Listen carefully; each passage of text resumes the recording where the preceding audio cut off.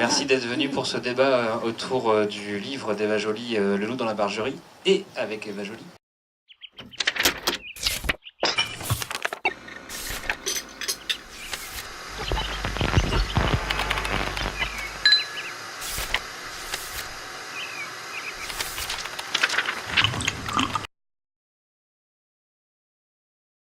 On va commencer dans quelques instants. Alors, déjà pour préciser un peu les choses, la personne qui devait animer le débat s'était commandée il y a 2 jours.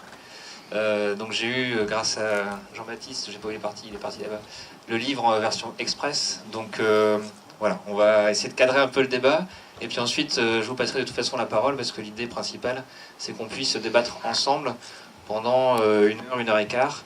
Voilà, donc du coup, on va pouvoir aborder ce livre, Le loup dans la bergerie, paru aux éditions Les Arènes.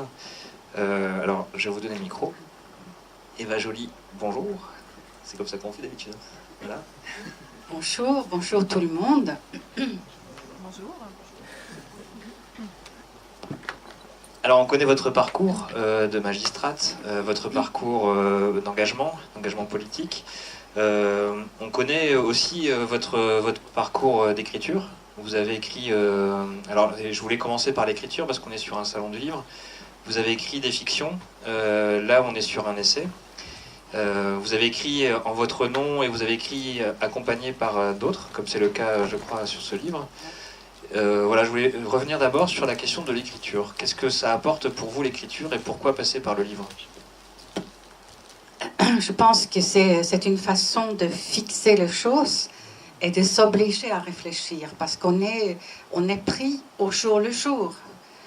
Et pour ce livre, par exemple, lorsque j'ai compris que Jean-Claude Juncker allait devenir président de la Commission, ça m'a beaucoup indignée. Et ensuite, les jours se succèdent et Jean-Claude Juncker est le président de la Commission. Et voilà, on commence à vivre avec. Et en fait, on peut oublier. Et pour moi, l'écriture est une façon de mettre en perspective les événements et de les partager. Et je trouve que c'est une partie de ma responsabilité en tant qu'élue ou aussi comme insider. Je me suis rendu compte qu'en fait, il n'y a pas de récit, si vous voulez savoir comment ça se passe à l'Assemblée nationale ou au Parlement européen, la vie de l'intérieur. Il n'y a pas beaucoup de récits. Et j'ai une idée qui est que une parole légitime, c'est-à-dire une parole informée, parce que maintenant ça fait 7 ans que je suis députée européenne, et qui décrit un phénomène qui est encore occulte ou qui n'est pas vu, que c'est aussi une responsabilité qui est la mienne. Parce que pour moi, c'est intolérable d'avoir Jean-Claude Juncker à la présidence de la Commission, pour des raisons que j'explique dans le livre et que je vais vous dire. Mais je ne vais pas les garder pour moi, parce que ça n'aurait pas de portée. Par contre, en le disant, et en espérant que vous allez me vivre comme légitime en le disant, parce que je parle non pas simplement comme Grueva Fachette qui vit à un endroit, mais parce que je suis une partie du système, je suis de l'intérieur. Et donc je pensais que cette parole-là, elle était aussi importante. C'est une colère finalement qui s'exprime aussi à travers ce livre, à travers notamment le visage d'un personnage, Jean-Claude Juncker, que l'on connaît peut-être, mais sur lequel on va revenir. Le parcours est intéressant. Vous l'écrivez en préambule, Juncker est bien le visage de l'Europe, mais ce n'est pas le plus beau. Et dans ce livre, on voit bien à travers le personnage, Jean-Claude Juncker, l'évolution du Luxembourg. On voit bien aussi une certaine évolution d'une certaine Europe. Mais du coup, la question de ce loup, Juncker, la question de la formation de ce personnage et puis de son évolution au sein de l'Europe est vraiment interrogeable en tout cas. Comment on peut rapidement rappeler les étapes de son évolution jusqu'à la tête de l'Europe ? Je ne sais pas si... Oui. Parce que c'est un peu la première partie déjà de ce livre, c'est de revenir sur ces étapes. Voilà. En fait, je mets en parallèle l'évolution du Luxembourg et de Jean-Claude Juncker. Je ne sais pas si vous avez déjà regardé sur une carte le Luxembourg. C'est difficile à voir tellement c'est petit. C'est un point sur la carte. C'est 2000 km², c'est-à-dire un tiers du Loir-et-Cher. C'est 500 000 habitants. C'est la France au sud, la Belgique à l'ouest et l'Allemagne à l'est. Et en 1945, c'est un territoire très pauvre.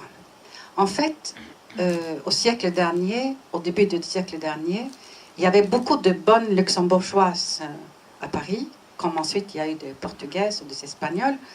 C'était un pays très pauvre. Et ils ont eu l'industrie sidérurgique qui leur a sorti de la pauvreté. Mais ensuite, ils ont eu ce qui s'appelle la place financière. Et si c'était une place financière qui offrait des vrais services financiers, je n'aurais rien à dire. Ce n'est pas une vraie place financière. Et c'est là où Jean-Claude Juncker rentre en scène. Donc Jean-Claude Juncker est né en 1954 et il est le plus jeune ministre européen. Il est ministre du Travail. Il a au secrétaire d'État, il a 29 ans. Et il va ensuite devenir ministre des Finances en 89. Il est toujours très jeune, il a 30 et quelques. Et il devient Premier ministre du Luxembourg en 2005, lorsque Jacques Santer devient président de la Commission. Il va rester Premier ministre du Luxembourg de 2005 à 2013, où il est obligé de démissionner pour un scandale du renseignement qui secoue le Luxembourg. Donc voilà un homme qui a été en politique depuis qu'il a 29 ans et qui a développé la finance au Luxembourg. Et quelle est la finance du Luxembourg? Et tous les livres est autour de ça. Le Luxembourg s'est spécialisé dans le vol des produits fiscaux d'autres pays. C'est-à-dire, il permet aux multinationales, à travers ce qu'on appelle le tax rulings ou les rescrits fiscaux, c'est un accord passé entre McDonald's ou Ikea ou Amazon avec les services fiscaux luxembourgeois. L'entreprise dit, je vais m'implanter chez vous, je vais ouvrir une filiale chez vous, mais à condition que vous me faites des conditions fiscales très avantageuses. Parce que l'impôt sur les sociétés luxembourgeoises, elle est à 29%. Donc si McDonald's payait 29% sur toutes les royalties qu'elle fait monter, il n'y aura rien à dire. En réalité, elle va payer 3%. Et comment est-ce que ce tour de passe-passe est possible? Elle est possible donc parce qu'il s'obtient une lettre de confort des services fiscaux luxembourgeois qui dit vous ne payerez que 3% ou 1% ou 0,1%. Donc j'ai écrit ce livre après le scandale du LuxLeaks. Juncker a été nommé à la tête de l'Union européenne le 1er novembre 2014. Il y a eu les élections européennes, vous vous souvenez peut-être, en juillet 2014. Et LuxLeaks, le scandale éclate 5 jours après. Donc le 5 novembre, le monde entier a la copie de 330 accords de ce type. Et nous apprenons que telle entreprise et telle entreprise ne paye pas d'impôts. Alors vous me direz, c'est peut-être pas très grave. Ça serait pas très grave si ces entreprises avaient une réelle activité au Luxembourg. Mais ce n'est pas le cas. Il n'y a que 5% des entreprises implantées au Luxembourg qui ont une vraie activité. Les autres n'ont qu'un bureau. D'ailleurs, je le dis, il y a des immeubles où il y a 16 000 sociétés. Il y a 50 000 holdings. Et donc, avec ce petit tampon sur la feuille, ça les empêche de payer des impôts en France, en Grèce, en Espagne. Et c'est des milliards et des milliards. Pour la France, on a calculé que ça doit faire dans les 70 milliards d'euros par an. Et pour situer ce chiffre globalement, vous savez que le total des recettes fiscaux français, c'est 300 milliards. Donc 70 milliards, c'est une grande partie. Et quand vous dites qu'on apprend, qu'est-ce qui révèle? Parce que peut-être que tout le monde ne connaît pas... Non, je vais le raconter. Non, c'est bien. En fait, nous étions nombreux à savoir. Nous étions nombreux à savoir quel rôle joue le Luxembourg, mais aussi le Pays-Bas et la Grande-Bretagne. Mais le Luxembourg, c'est spécial parce que c'est réellement à l'échelon industriel. Et donc, le scandale LuxLeaks, qui éclate donc 5 jours après l'installation de Juncker, c'est un jeune Français, Antoine Deltour, qui a travaillé, il a fait un stage chez PricewaterhouseCoopers à Luxembourg 2 années auparavant, et il a découvert ce tax ruling qui le choquait beaucoup, et il les a copiés avant de partir. Et ensuite, il les a confiés à un journaliste qui s'appelle Édouard Perrin. Et ces 2 garçons sont, depuis la semaine dernière, en procès au Luxembourg pour violation du secret professionnel fiscal luxembourgeoise. Mais vous voyez bien que ce secret ne fait que cacher ce que nous devons savoir. Et donc, Antoine Deltour nous permet de voir le détail, de comprendre vraiment pour Ikea ou pour Disney comment, en fait, vous avez sûrement vu que Disney ne fait jamais de bénéfices en France. Disneyland, ils sont toujours déficitaires. Ils doivent toujours serrer les salaires, malgré les aides publiques qu'ils ont reçues, malgré le métro qu'on a prolongé pour y aller, malgré les routes qu'on a payées.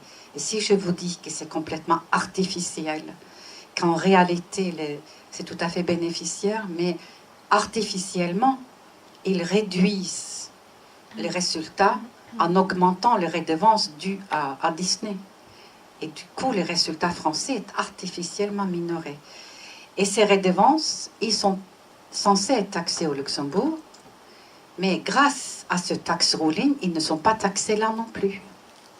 Donc c'est un énorme scandale, pour moi en tout cas. Et donc, que l'Europe a choisi de mettre l'homme qui était le ministre des Finances lorsqu'on a instauré ce système, puis le Premier ministre lorsqu'on l'a développé. Et puis, Jean-Claude Juncker s'en vante. Il dit, moi, il fallait bien que je diversifie l'économie et le secteur financier est très important. Il peut le dire parce qu'aujourd'hui, le secteur financier représente 30% du PIB luxembourgeois. Il faut savoir que le Luxembourg est le pays le plus riche au monde par tête d'habitant. Le PIB par habitant luxembourgeois est de 110 000 $. En France, vous savez, c'est moins de la moitié. Et donc, c'est un énorme succès pour le Luxembourg. Mais il faut bien comprendre que c'est une kleptocratie, que cette richesse-là, c'est l'argent qu'IKEA ne paye pas en France, ou en Norvège, ou en Islande. C'est ce qu'Amazon ne paye pas, ce que les grands du numérique ne payent pas. Et du coup, le symbole de l'Union européenne, en mettant l'homme des multinationales à la tête de l'institution, pour moi, ça, c'est révoltant. Alors, et justement, ça pose plusieurs questions. Déjà, on a déjà reçu Denis Robert dans le cadre d'un festival de cinéma ici, l'affaire Clearstream, LuxLeaks. On se demande comment des affaires qui sont révélées comme ça au grand jour, qui créent des scandales, n'empêchent pas le système de continuer à fonctionner. et comment une personnalité comme Jean-Claude Juncker peut traverser ces crises tout en montant peu à peu les échelons et devenant maintenant la tête de l'Union européenne. Est-ce que vous avez une réponse à ce genre de questions? C'est pourquoi je fais ce livre. C'est exactement pour essayer de répondre à la question, mais comment est-ce possible? Parce que moi, je n'ai rien inventé dans ce livre. L'enquête n'a pas été très compliquée. Tout ça, c'est du domaine public. La seule chose que je fais, c'est de les mettre un peu en perspective. Et je réponds à la question, comment est-ce possible? Et la réponse, elle est que tout le monde est l'obligé de Jean-Claude Juncker. Il a rendu des services.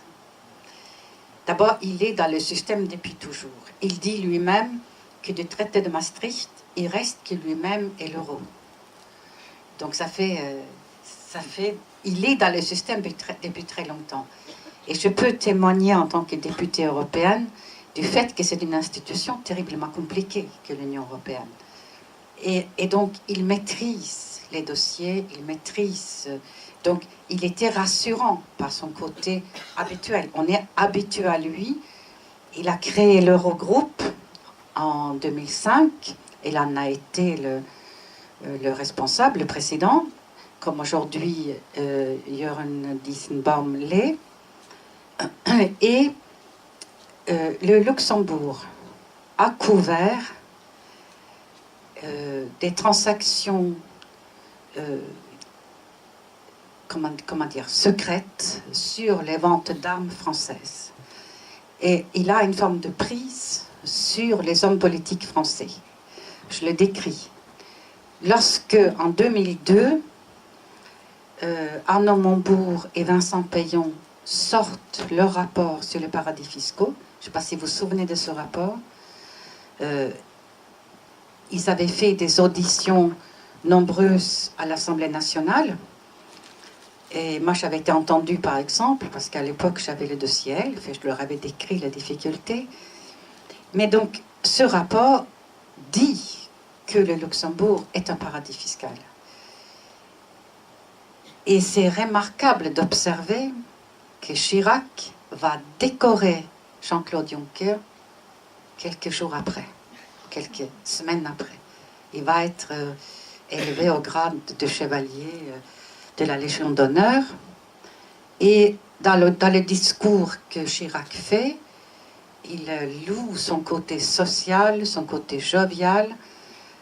Il ne parle pas une seconde du côté paradis fiscal. Donc on voit qu'en fait, Juncker s'est formalisé. Il a menacé la France de révéler ce qu'il savait.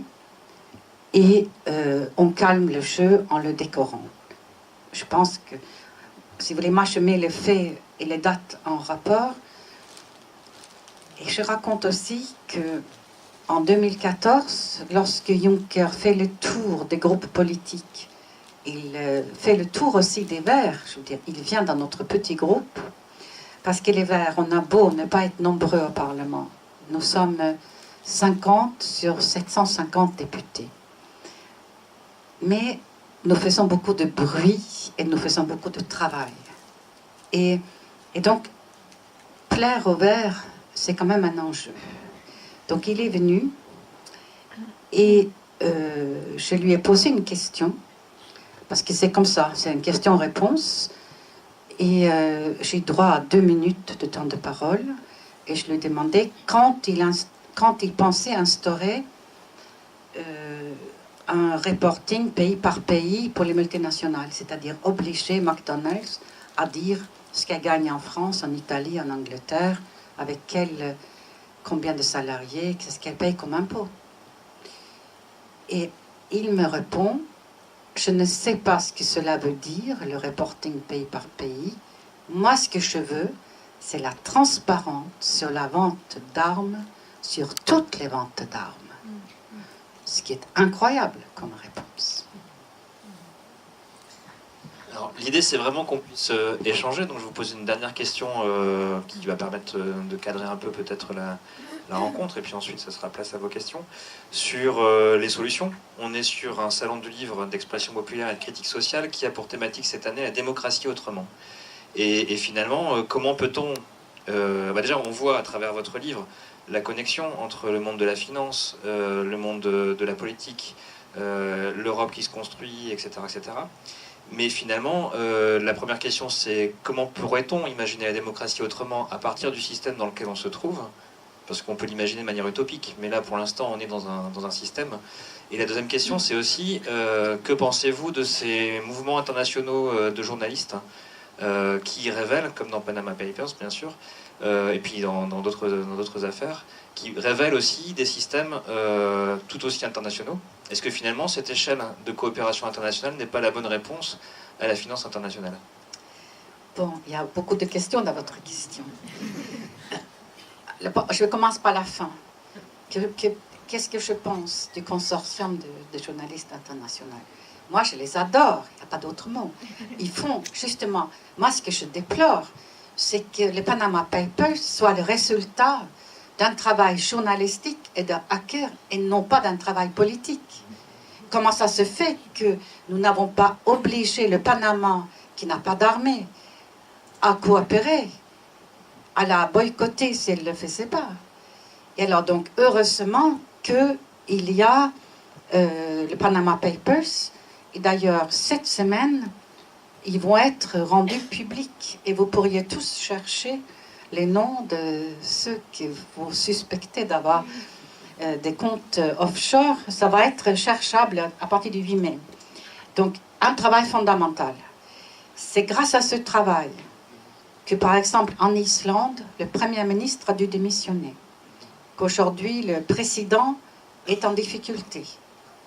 Qu'en Norvège, les héritiers de Höegh, l'armateur, on sait qu'ils cachaient une partie de leur fortune là, et ainsi de suite. Donc, le problème est pour nous maintenant, que faire de toutes ces révélations? Parce que ce qui serait le pire, c'est qu'il ne se passe rien. Et donc, moi, j'avais fait une pétition au moment où cela est devenu public, le Panama Papers, pour demander, pour dire que cette fois-ci, l'impunité, ça suffit, que nous voulons que les banques et les intermédiaires rendent compte et soient jugés. Mais pour cela, il faut des enquêteurs. Et on ne peut pas penser que la justice va être capable de traiter ces milliers, ces dizaines de milliers de dossiers en plus, parce que nous savons, par les procureurs généraux, par les rapports, que la justice est complètement sous l'eau. Donc, elle n'est pas en état de les traiter. Mais ça, on sait comment faire. On pourrait créer un task force spécial, recruter 50, 100 enquêteurs dédiés à cette question-là et les juger. Donc ça, c'est possible, mais c'est possible parce qu'il y a une demande populaire.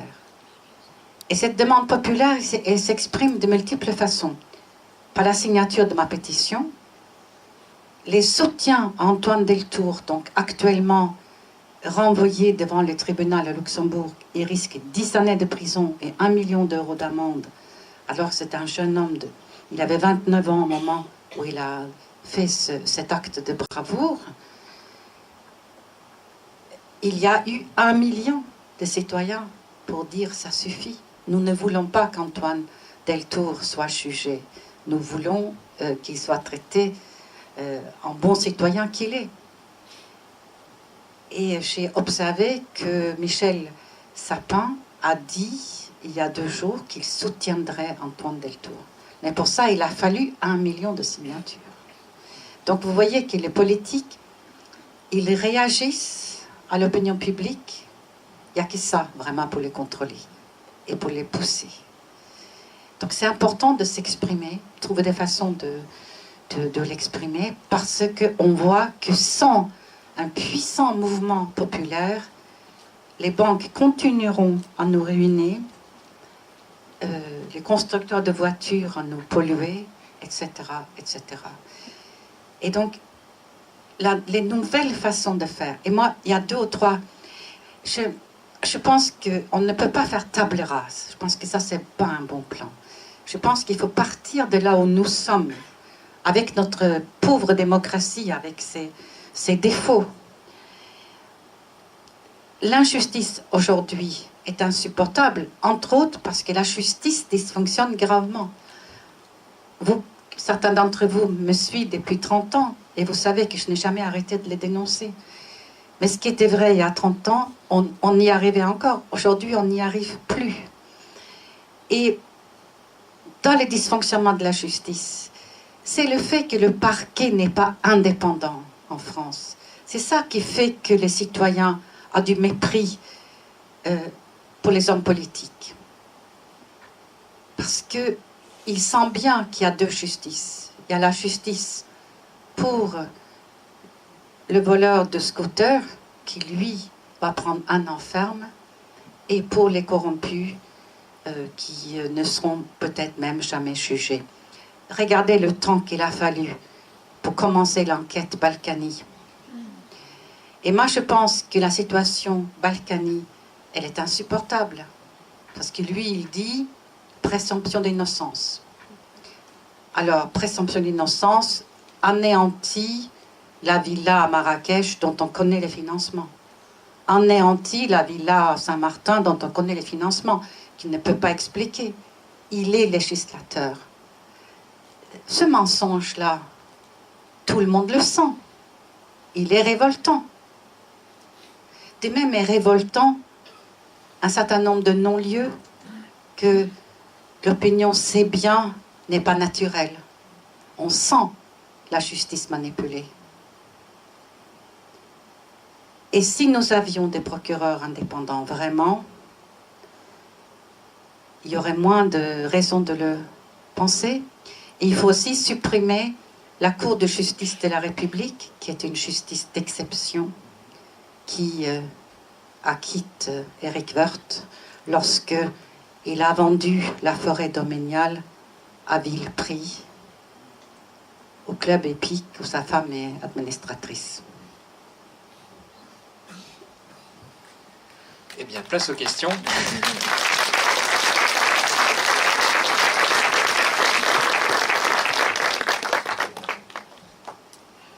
Bonjour, je suis Marianne Ségolène-Gendret. J'avais une question par rapport au fait que les extrêmes droites en Europe puissent siéger au Parlement en faisant absentéisme. Parce que déjà, ça nuit à la démocratie de s'abstenir, mais ils ne votent pas contre certaines lois parce qu'ils disent qu'elle n'est pas bonne ou voilà. Et en Portugal, il y a le parti d'extrême droite qui est interdit. Et par rapport à notre démocratie en Europe, il y a l'extrême droite de France qui s'est réjouie de la victoire de l'extrême droite en Autriche. Et ça fait un petit peu allusion à 1933. C'est la seule fois où l'extrême droite française a parlé d'étrangers. Quand il y a eu la Hollande qui a passé à l'extrême droite, eh ben, l'extrême droite de France n'a pas parlé. Voilà. Bon, je pense qu'on a bien saisi la question. La question de l'extrême droite, c'est la question de l'interdiction. Finalement, c'est bien exprimé. Bon, l'extrême droite au Parlement européen, c'est pas l'absentéisme qui est le problème. Ils sont là et ils votent. Les sessions à Strasbourg, lorsqu'on vote les textes, c'est une semaine par mois. Ils ne sont pas dans les commissions, on ne les voit pas dans le travail. Là, vous avez raison, mais ils votent les textes. Et ils votent contre la levée des sanctions pour la Russie. Ils votent pour le maintien de la peine de la mort en Arabie Saoudite. C'est intéressant d'observer leur vote. Vous savez que vous pouvez observer la vote de vos élus.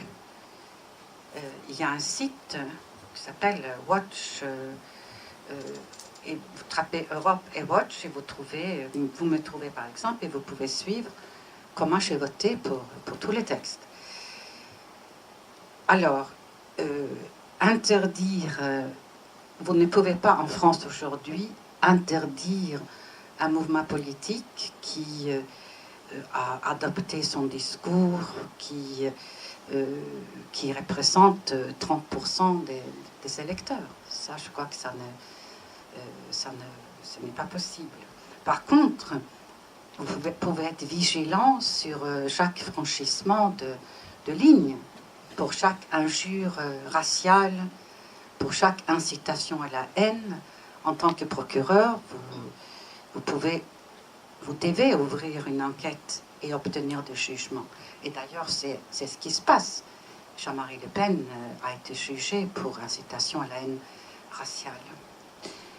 On voit aujourd'hui les idées fascistes progresser, vous avez raison, et ils prospèrent beaucoup sur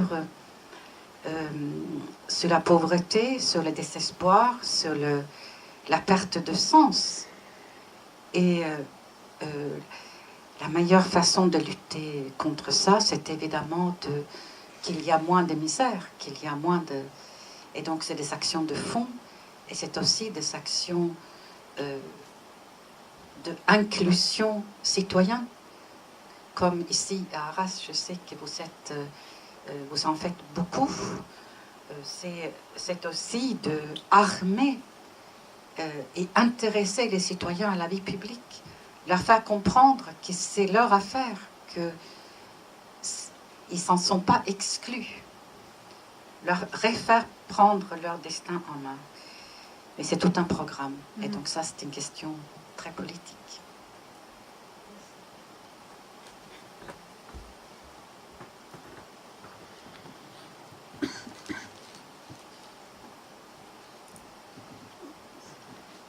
Madame Eva Joly, bonjour. Vous avez eu de hautes responsabilités au niveau de la magistrature en France. J'ai rencontré il y a quelques semaines dans un salon du livre une personne qui s'appelle Monsieur le Floch-Prigent. Conduiriez-vous aujourd'hui l'affaire Elf de la même façon que vous l'avez conduite à l'époque? Et pensez-vous qu'au niveau européen, vous avez aujourd'hui les moyens d'éviter ce qui a pu se passer en France à cette période? Je ne sais pas comment il faut que je comprenne votre question.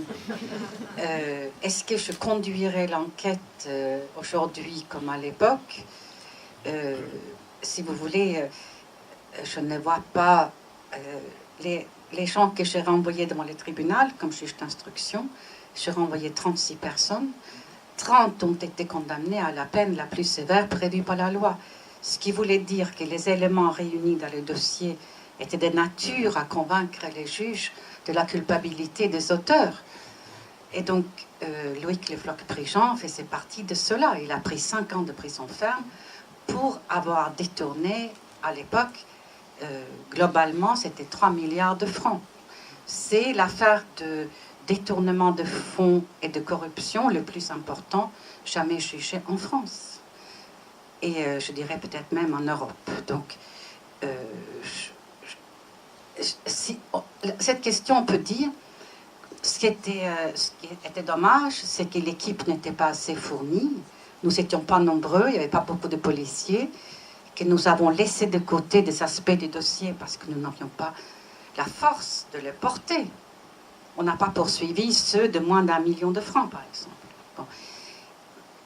Mais bon, je n'ai pas de regret, parce que ce qui est implicite dans votre question, c'est est-ce que vous n'estimez pas que vous avez employé des méthodes contre ce pauvre Le Floch-Prigent rugueux? La réponse à ça, c'est non. Je veux dire, j'ai employé les moyens qui me donnaient le code pénal sous le contrôle de la Cour d'appel et la Cour de cassation, dans l'intérêt des citoyens. Et le résultat est là pour prouver que je ne me trompais pas.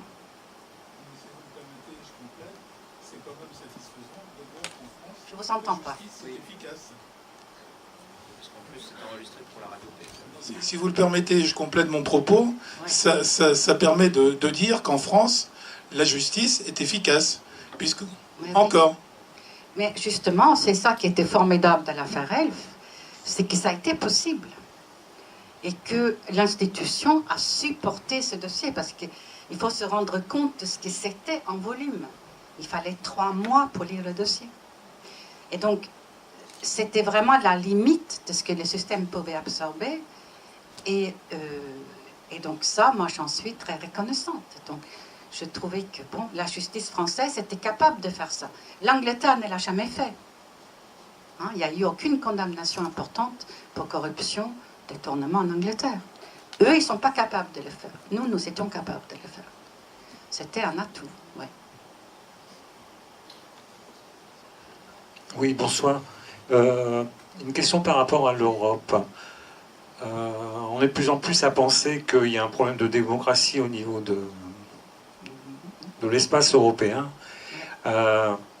Qu'une réforme de ce système, dont vous avez dit vous-même qu'il était quand même très complexe, s'avérait très difficile. Est-ce que vous pensez qu'une harmonisation des lois fiscales et des lois sociales serait des éléments de réponse? D'abord, est-ce qu'il y a possibilité d'y arriver? Parce qu'on a véritablement le sentiment que là, il y a un véritable blocage. Et est-ce que ça peut être des éléments de réponse aux problèmes que vous évoquez? Parce que la concurrence fiscale est quand même inscrite un petit peu dans les gènes de l'Europe, quoi. D'abord, ce que je dénonce dans ce livre n'est pas la concurrence fiscale. Hein. C'est voler le produit fiscal des autres. Si on allait au Luxembourg pour payer 29% parce que le Luxembourg, l'air y est meilleur, ça serait de la concurrence. Là, c'est déloyal. C'est en quoi? C'est un affaiblissement de l'Europe. Mais vous avez complètement raison. Ce qui ne va pas aujourd'hui en Europe, c'est que nous avons une monnaie commune, mais nous n'avons pas de politique fiscale commune. Nous n'avons pas de politique sociale commune. Et ça aussi, je parle des occasions ratées lorsque 26 des 28 pays étaient de gouvernements socialistes. Nous n'avons pas profité de cela pour imposer un socle commun social, comme congé maternité et allocation chômage, par exemple. Donc, pour moi, c'est clair qu'il faut que nous fassions un saut fédéral à quelques pays pour sauver l'Europe, pour le rendre vivable, démocratique, plus démocratique. Il faut que nous ayons une politique fiscale, budgétaire, sociale, commune. Et je pense que c'est après les élections de 2019 qu'il faudrait faire une constituante et proposer une réforme des traités et aller dans ce sens-là. Parce que nous sommes aujourd'hui, pour moi, au bout du rouleau de l'Europe tel qu'il dysfonctionne. Parce qu'il n'y a pas un contrôle démocratique. Les décisions sont beaucoup prises. Vous les voyez aujourd'hui avec la nouvelle crise grecque. C'est l'Eurogroupe qui va décider et c'est la Troïka qui va décider. Il n'y a aucun contrôle d'aucune sorte sur l'Eurogroupe. Donc, ça, c'est parmi vraiment les grandes anomalies. Et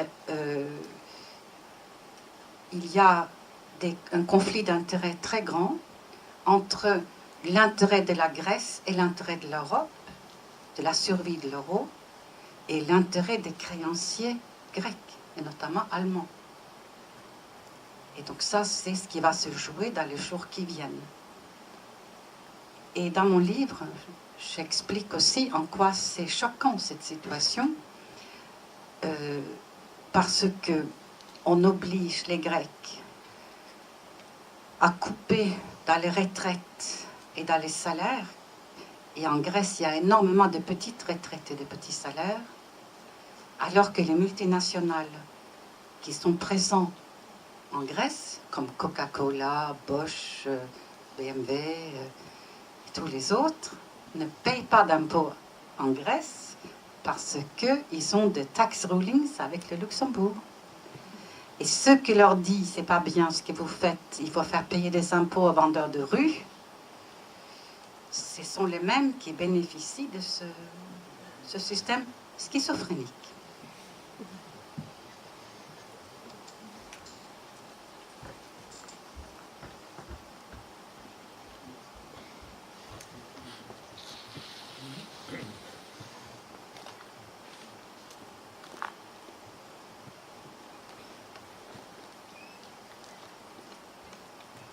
Bonjour madame, vous avez parlé tout à l'heure de l'indépendance nécessaire des procureurs de la République. Je souhaiterais savoir comment comment est-il possible de réaliser cette indépendance en France des procureurs de la République? Mais c'est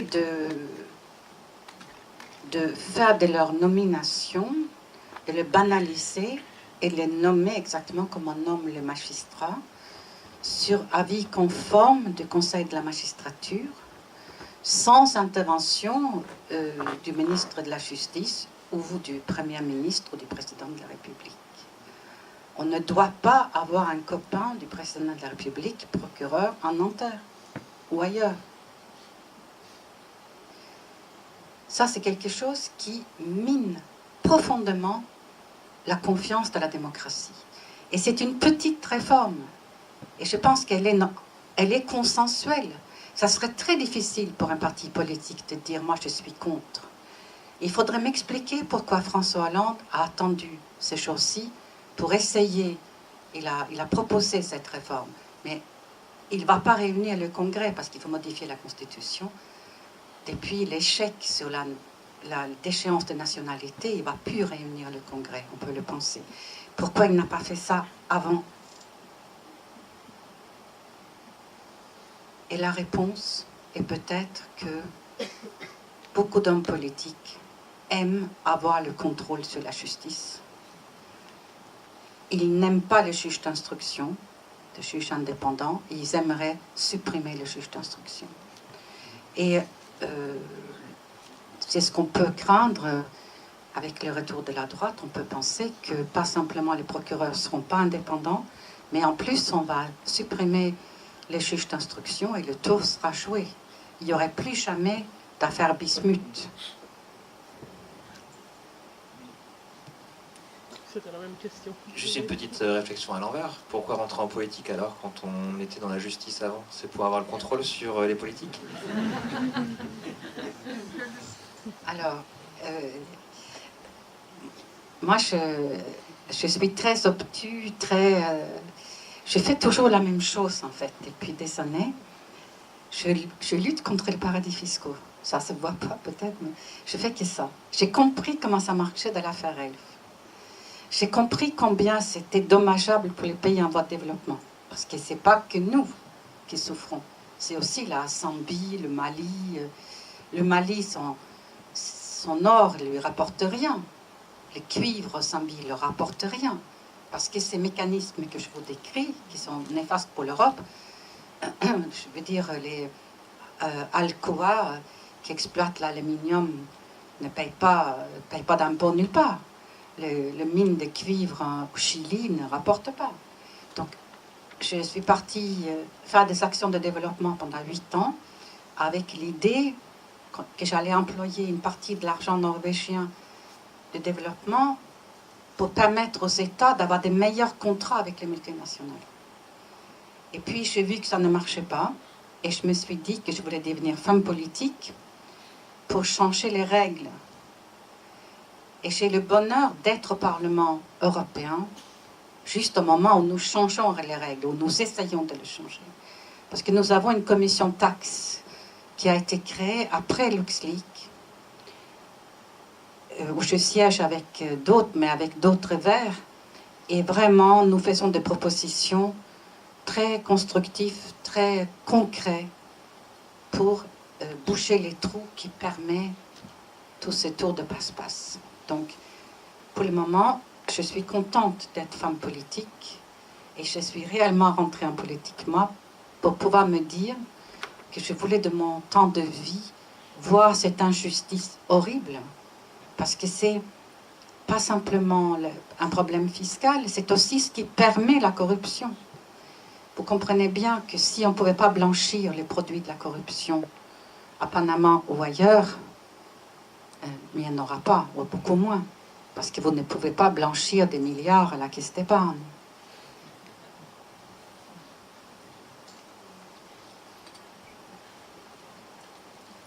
Bonjour madame, à vous entendre, je vous trouve finalement plutôt optimiste et assez battante, puisque vous êtes dans le système, mais vous lutterez, vous le dites, jusqu'au bout. C'est admirable.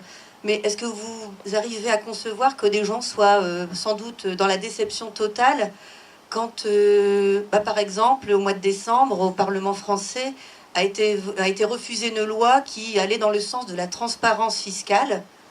Voilà, vous avez l'air de dire qu'aucun parti politique n'oserait se présenter devant des électeurs sans défendre l'indépendance de la magistrature, par exemple. Mais là, on est dans le même dilemme moral, finalement. Des partis tels que le PS refusent la transparence fiscale et ils tiennent finalement un double discours face aux Français. Oui. Donc, vous avez l'air très optimiste par rapport à ça. Est-ce que vous êtes vraiment convaincu de voir le... Moi, ce que je me dis, voyez, je me dis que le Parti socialiste ne va pas survivre à tout ça. Parce que vous l'avez compris. Vous l'avez vu. Vous avez vu ce qu'ils ont fait cette nuit-là. Ils ont demandé une suspension de séance. Ils font revenir des gens qui sont réveillés pour voter contre. Ça, c'est le réel. Vous l'avez vu. Vous avez vu le socialiste au Parlement européen voter pour la semaine dernière sur la directive secret des affaires, alors que nous n'avons pas de directive de protection. Donc je compte sur vous, parce que c'est transparent de ne plus voter pour les mêmes, de leur écrire. Ils sont 15. 3 se sont abstenus parmi les 15 socialistes français. Mais il y en a 12 qui ont perdu le sens commun. Mais vous leur tiendrez pour responsables. Vous ne les réélirez pas. Parce que vous les avez vus et compris. Vous voterez pour des gens différents. Parce que, vous voyez, moi, comme je dis, je ne crois pas à la tabula rasa. Ça ne marche jamais. Ça donne le chaos, ça donne beaucoup de malheur.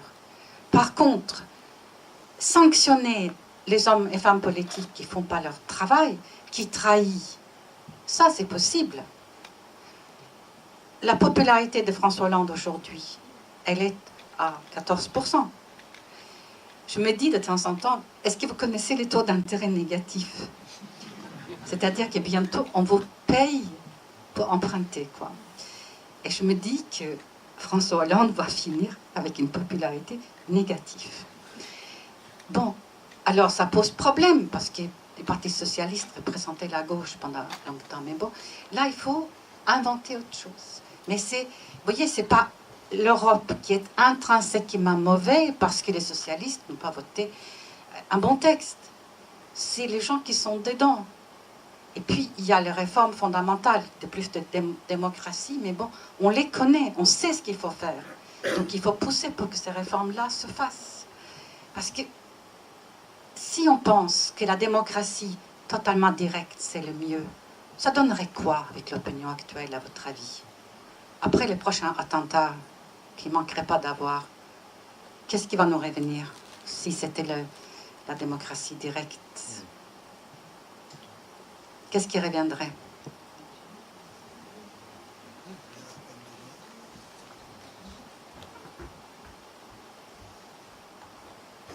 Oui, ben moi je vous remercie beaucoup d'avoir posé cette question parce que je trouve que dans la période actuelle en France, elle est centrale. C'est-à-dire qu'on est à 1 an d'une élection qui est importante en France. Vous nous avez dit que vous comptiez sur nous, mais nous on compte sur vous parce que à l'heure actuelle, que faut-il faire pour éviter ce que vous avez aussi exprimé, le retour de la droite? Parce que le Hollande-Bachung, je peux comprendre, mais les voyous d'avant, c'est pas mieux. Et Marine Le Pen, on est d'accord, c'est encore pire. Alors, qu'est-ce qu'il faut faire? Bon, vous écrivez des livres, etc. Mais comment unir les forces de bonne volonté pour trouver une 4e solution? Nous le savons. Nous le savons. Nous savons que la Ve République, elle est aussi au bout de course. Et que l'idée qu'il n'y a qu'un homme qui doit pouvoir prendre les décisions, être à la tête du pays, c'est aussi... comment dire, c'est aussi l'idée de l'empereur, du roi, qu'on a remplacé par quelqu'un d'élu. Mais il y a des démocraties qui fonctionnent autrement quand même, avec une répartition de responsabilités beaucoup plus diluée. Et on ne fait pas confiance, on ne fait jamais confiance à un seul homme dans le pays nordique. C'est collectif. Donc ça, c'est peut-être aussi notre espoir d'une 6e République. Hein, Et donc, vous me direz que là, nous sommes encore dans le 5e et que les élections, c'est dans combien? Dans 200 et quelques jours. Et donc, chacun se pose la question. Et pour moi, écologiste, ce qui ne va pas, ce qui n'a pas été du tout sous Hollande, c'est combien il a négligé la problématique environnementale, combien ça n'a pas été une partie de prise de décision et combien il a méprisé l'importance de la transition énergétique, de la loi de transition énergétique, combien il ne prend pas au sérieux les dangers nucléaires. Il avait promis de fermer une centrale nucléaire au moins pendant son quinquennat, il ne le fait pas. Et moi, je me dis souvent que c'est terrible, tous ces Besserwisser, comme on dit en allemand. Ils ne seront pas là pour répondre le jour de l'accident. Ils ne seront pas là. Donc c'est... Moi, je pense que, pour moi, le vote écolo, pour dire nous voulons une autre société, nous ne voulons plus de cette société productiviste qui détruise la nature, qui concentre les richesses, qui enrichissent quelques individus au détriment de tout le monde. Nous en voulons plus, quoi. Donc, votez écolo.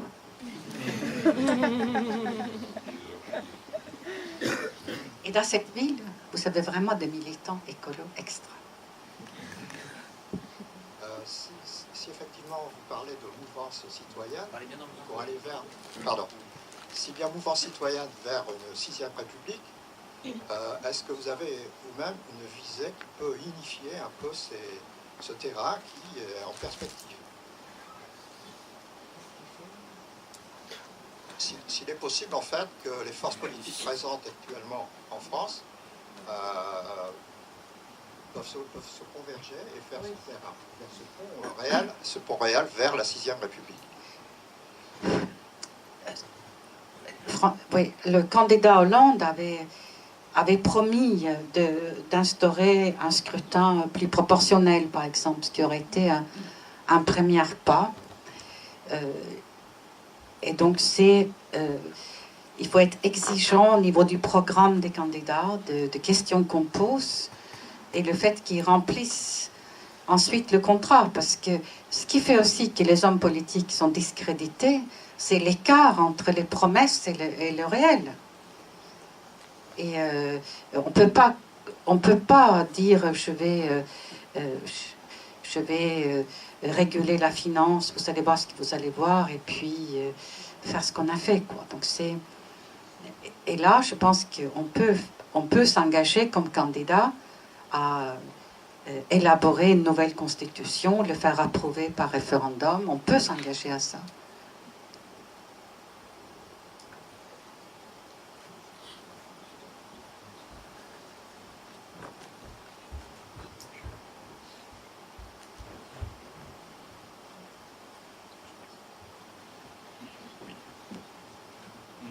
Oui, bonjour.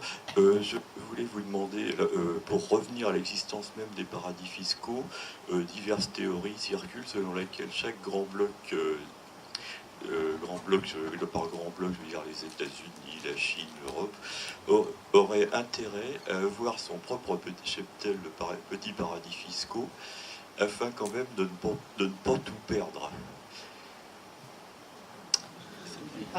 Que pensez-vous de cette théorie?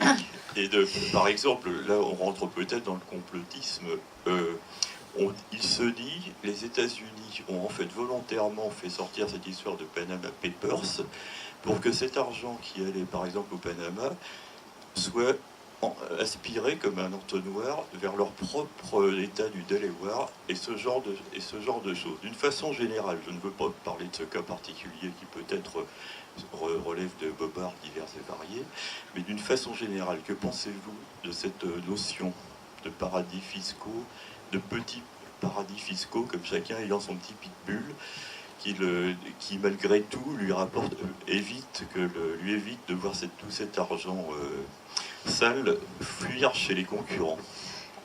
Ce qui est vrai, c'est que le blanchiment est un business et qu'il y a une compétition pour cette business. C'est-à-dire, ça rapporte gros, quoi, de blanchir l'argent de la drogue, l'argent de toutes sortes de trafics, parce qu'il n'y a pas de secret.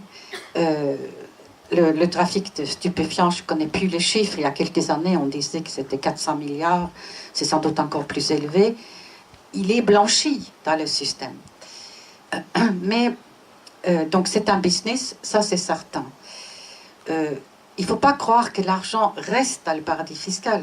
C'est la société écran qui s'y trouve. L'argent, lui, se trouve déjà à New York, ou à Paris, ou à Londres. Il ne stagne pas dans les paradis fiscaux. Les paradis fiscaux ne servent que comme écran. Qu'il y a eu une forme de compétition entre l'Europe et les États-Unis pour subventionner leurs entreprises alors que c'est interdit par l'OMC, par exemple, ça c'est sûr que lorsque Boeing ne paye pas d'impôts, c'est une façon indirecte de le subventionner. Mais bon, on peut aussi penser que tout ça c'est très néfaste et que les temps changent. Et là, je dois dire aussi, côté optimiste, que l'OCDE, et notamment un garçon comme Pascal Saint-Amand, ils ont fait un travail qui maintenant est incontournable. L'échange automatique d'informations existe. Il va rentrer en vigueur cette année. Et ça concerne la plupart des places financières. Donc, ça, c'est un progrès. Et là, vous savez que 5 pays vont faire un projet pilote pour faire un échange automatique d'informations sur ceux qui se cachent derrière le paradis fiscal. Donc, on est dans un tournant. Et ce tournant, moi, je pense qu'il y a ceux qui n'ont pas compris que les temps ont changé, qui risquent de se faire prendre. Et je pense que les sanctions qui vont tomber maintenant vont être lourdes pour ceux qui ne comprennent pas que nous sommes rentrés dans une ère de plus grande transparence et que tout ce qui paraissait normal il y a 5 ou 10 ans ne paraisse plus normal aujourd'hui à l'opinion publique. Et la sanction, elle est là. Elle est dans le fait que l'opinion publique ne veut pas boire son café dans un établissement qui ne paye pas d'impôts. Et que ça, c'est beaucoup plus fort que toutes les autres sanctions. Donc moi, je pense qu'il y a aussi des énormes progrès. Et que là, l'Union européenne, nous allons voter dans les semaines qui viennent les recommandations de l'OCDE qui ont été arrêtées au mois de novembre 2015 au Mexique, en Turquie, ils vont devenir la norme, ils vont être adoptés. Et donc ça, c'est déjà un premier pas très important. Donc ça, c'est positif. Et nous, à l'Union européenne, nous souhaitons aller plus en avant. On va prendre encore une dernière question. Monsieur.